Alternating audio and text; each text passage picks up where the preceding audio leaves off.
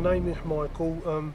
I've been privileged to ask to tell my story about alcohol and drug, how I started and how I am today. I come from Dymchurch in Kent, which is a small village, and life started out quite normally, but the only trouble is I will explain a little bit about the family background. There were three brothers and a sister, and my family started off and it had problems in the very beginning, and actually when I was sent from a boarding school for my reading and writing, everything was fine. I had a few good years and exciting years. Then I left school, went home and started my employment. I was mentioning to a gentleman earlier on about my reading and writing, what played a big part in my life because I was dyslexic and I had a minimum a choice of a job, so I went into catering. My first job I had, I thought it was marvellous. I got my first wage packet and I did what most people on the planet did. I became a man and I decided to have my first glass of alcohol, the way we put it, in recovery, and it was one of about 30 odd years of drinking. The first day I went into the pub, I got drunk, and that's the way it was for many years. I got into trouble with the police very, very quickly after that because I started behaving not what you call normally. The alcohol changed my personality quickly. I started thieving and other things started to come along. I got sent away to a reproved school for a while. When I came out, I went back to the family home, and what happened, I turned the light on. There was no light, no furniture. They decided to move. So I had my first night sleeping in a barn on the street for about 3 years. I thought that was okay at the age of 16 to about 20. I could sleep out anywhere I wanted to, I could do what I like, but it didn't quite work out that way. In a few years I found that I landed up in hospital having overdoses for drink and drugs and prison, and things started to get uncomfortable. A gentleman from the Salvation Army Cathedral spoke to me at 11 o'clock in a public house, and he asked me if I could have spend some time with me, and I went to his house and he started to try to show me the errors of my way. He tried to introduce me to another way of living, a trust in he called God, who could give me peace and security, and he told me on no uncertain terms if I carried on drinking and drugging I would have a very painful existence. So what I did, I started going to church. I don't know why I responded to him, because over 20 odd years I never did nothing but drinking or drugging. Sometimes I get my days wrong, my time wrong, because my life started to get out of shape. But this man introduced me to faith in God in this small Salvation Army church where I was brought up, and I accepted this newfound faith and I started to go to church. For the first time I stopped drinking. I held a job down for about a year, but the only trouble is I had this stuff inside of me that wouldn't let me go. I said to the man, I can't understand this religion, it's giving me a headache, and I told him quite firmly I understood what alcohol did and how it made me feel, but I can't grasp this Christian lifestyle. So it was in and out of church for about another 20 odd years. I moved to London. I lived in the Salvation Army Hospital for about 11 years. I kept on trying to get a job, tried to get a flat. Every time I got a job or got a flat, the alcohol and the drugs wouldn't let me achieve anything.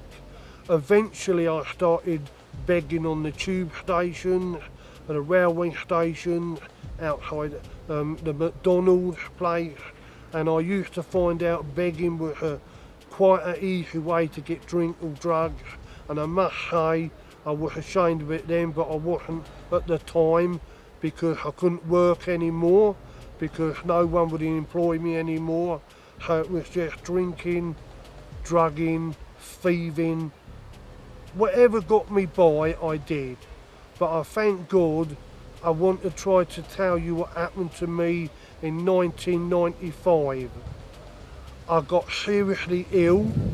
I was in the Salvation Army hospital at Whitechapel called Booth House, and a gentleman, he said to me, "You're a very sick young man," and he left it at that.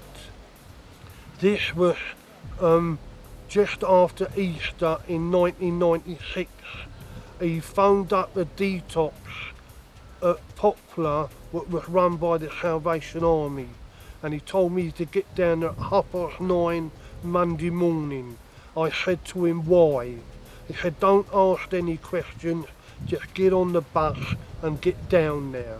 I knocked onto the door of this rehab, this detox, and a man of 23 years sober spoke to me, and he said, what can I do for you?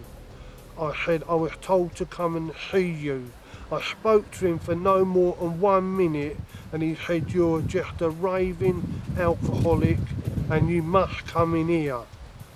And I said, okay. The moment I went through that door, I cried like a baby for at least a fortnight, and I become as weak could be. I couldn't speak, I couldn't think, I had no sort of energy left. I was totally broken. But what they did to me after 2 weeks in the detox, they sent me to a wonderful place called the Crypt. It was a Church of England church with a basement which was turned into a rehab centre. They accepted me there in 1996. I stayed in there for 6 months, and I went to a faith meeting and I had therapy, and the man said to me, would you like to become a born again Christian?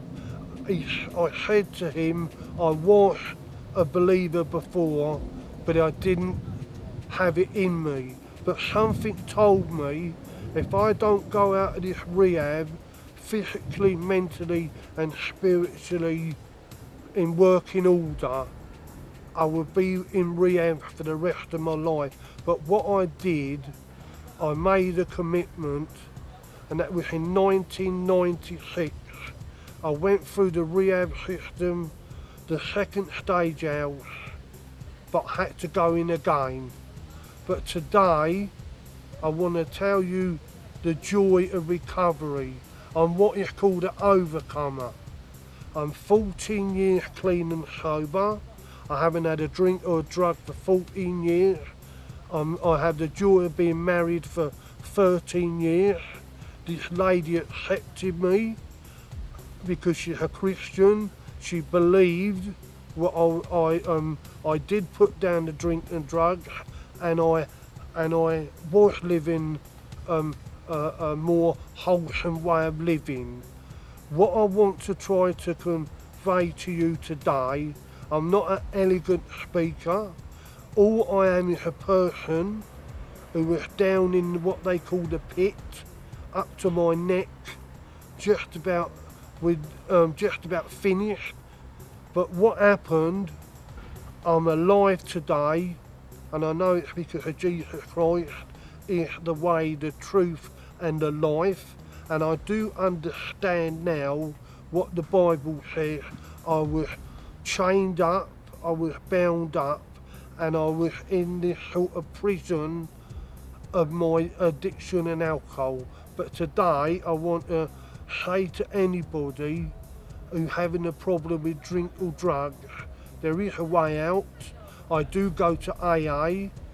I am an overcomer. I am a person who believes that one day at a time, if you say to God you're powerless and you have no control over your addiction and your life, God says He will come in and change you.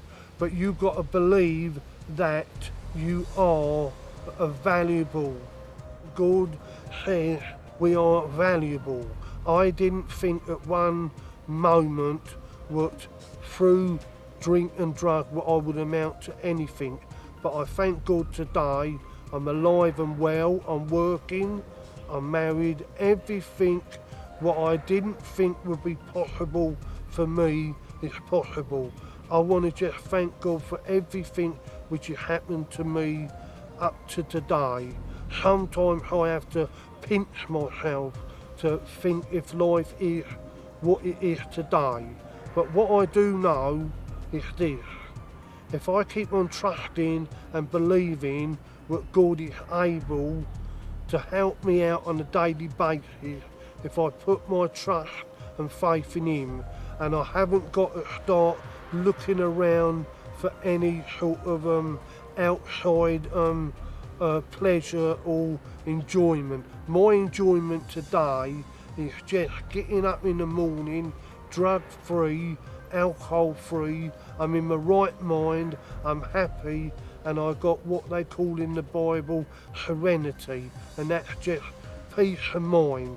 I got peace of mind that today, in 1996, I made the best decision in my life.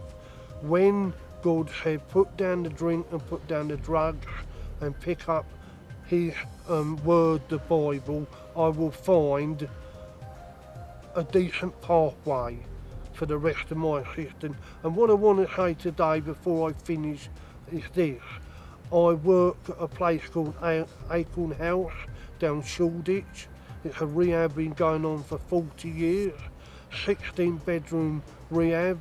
If anybody's got a trouble, anybody needs help, just go down to 116 to 118 Shoreditch High Street, and there'll be a person there to help you out of your drink and your drugs.